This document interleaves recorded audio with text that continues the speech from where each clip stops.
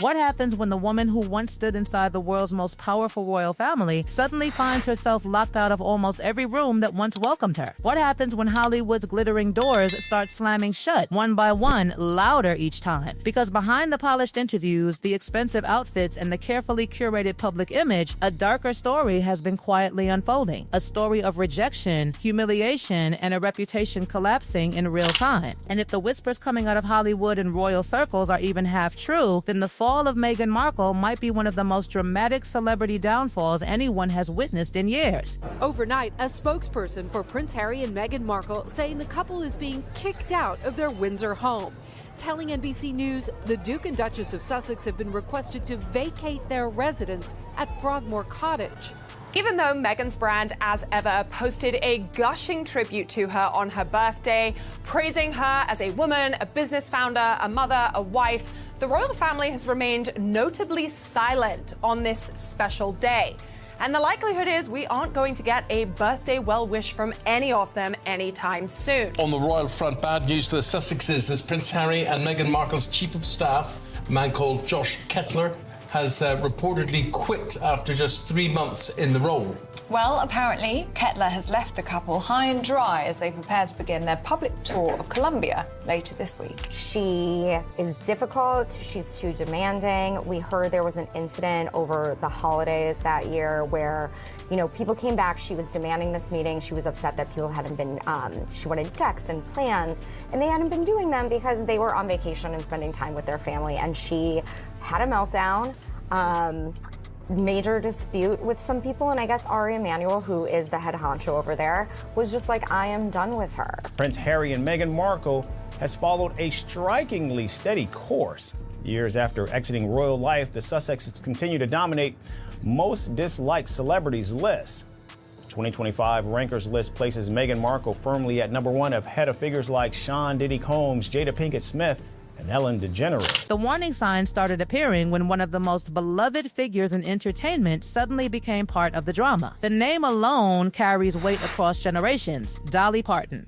When Meghan's Netflix show began struggling, insiders say her team scrambled for a miracle, and the plan they reportedly came up with sounded simple enough on paper: bring Dolly Parton onto the show. Imagine the headlines. Imagine the credibility boost. Imagine the instant audience surge. Invitations were allegedly sent out expecting the kind of enthusiastic yes most celebrities would give to such a global platform. But according to the story circulating behind the scenes, Dolly didn't hesitate. The answer came back immediately. No, not maybe, not later, just no. And what followed, insiders say, left people stunned. Instead of accepting the rejection, Meghan reportedly turned the blame somewhere else entirely, straight toward the royal family. The accusation was shocking, that the monarchy had somehow influenced Dolly's decision. Whether that claim made sense or not didn't matter. What mattered was the growing pattern, another door closing. Netflix asked her to go on to Meghan's show as ever, and she declined because of brand and reputation damage she could foresee by associating herself with Meghan. Almost instantly, the damage control machine kicked into overdrive. Representatives from Meghan's camp rushed out statements insisting the entire situation had been misunderstood. According to them, Dolly had never been formally invited at all, that the story had simply been exaggerated. But that explanation only created more confusion. If there was never an invitation, why did the story surface in the first place? And if there was an invitation, why deny it? The contradiction left people asking the same uncomfortable question: what was the real truth here? And unfortunately for Meghan, the controversy was only getting started, because Hollywood's biggest night of television recognition soon delivered what many saw as an even harsher reality check: the Emmys. A lot of what that documentary, Harry and Meghan, was fiction. I mean, they made it up and they lied. When Meghan and Prince Harry released their explosive Netflix documentary, millions of viewers tuned in. But insiders quietly pointed out a painful detail that rarely appeared in the headlines. Many weren't watching because they admired the couple. They were watching because they couldn't look away from the spectacle. It was the kind of curiosity people feel during a car crash: disturbing, dramatic, impossible to ignore. The viewership numbers looked impressive, and according to reports, Meghan believed those numbers would naturally translate into respect from the entertainment industry. She reportedly expected recognition, maybe even a nomination at the Primetime Emmy Awards. But when the nomination lists were finally announced, announced, the show wasn't just overlooked, it was erased completely. No nomination, no mention, nothing. For someone who believed she had conquered Hollywood, the silence must have been deafening. But what happened next reportedly stunned insiders even more. Instead of quietly stepping back, Meghan allegedly applied to become an Emmy judge, hoping to sit on the panel that decides which shows deserve awards. The same awards ceremony that had just ignored her project entirely. To critics inside the industry, that move felt almost surreal.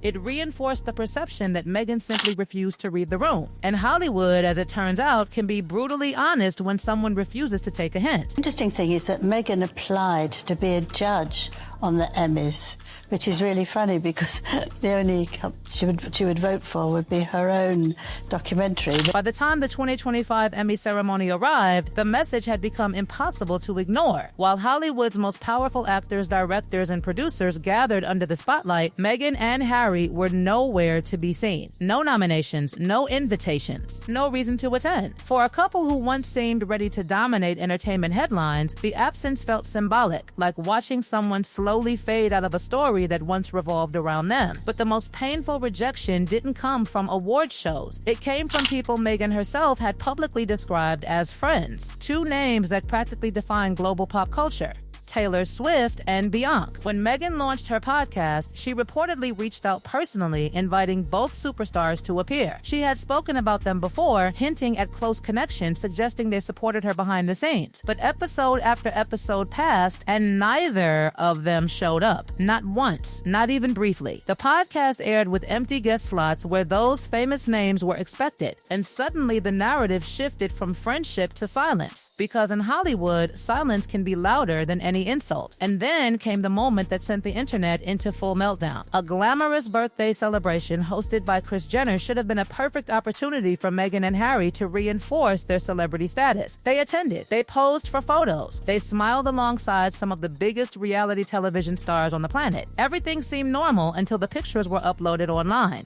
Suddenly, something strange happened. The images circulating across social media appeared to have been altered. Meghan and Harry were missing, completely erased. No official explanation, no clarification, just silence. And that silence triggered a tidal wave of speculation. Was it a mistake, a technical glitch, or something far more deliberate? But the embarrassment didn't stop there. At one point, rumors even surfaced suggesting Meghan might join the explosive reality franchise The Real Housewives. The idea alone generated headlines. But when members of the cast were asked about the possibility, their reactions spoke louder than words. Faces froze, expressions tightened, and the answer became brutally clear. They didn't want her. Not politely, not diplomatically, just a firm rejection. For a franchise famous for welcoming controversy and drama, that refusal raised eyebrows across the industry. Because when reality television stars, people known for embracing chaos, decide someone brings too much drama, it says something. And yet, the most uncomfortable royal moment may have happened years earlier, long before Hollywood rejection became a pattern. It was March 2019 during celebrations marking 50 years since King Charles III became Prince of Wales. The setting inside Buckingham Palace was formal, rigid, and steeped in centuries of tradition. Every guest knew the rules. Every step followed protocol. Only senior royals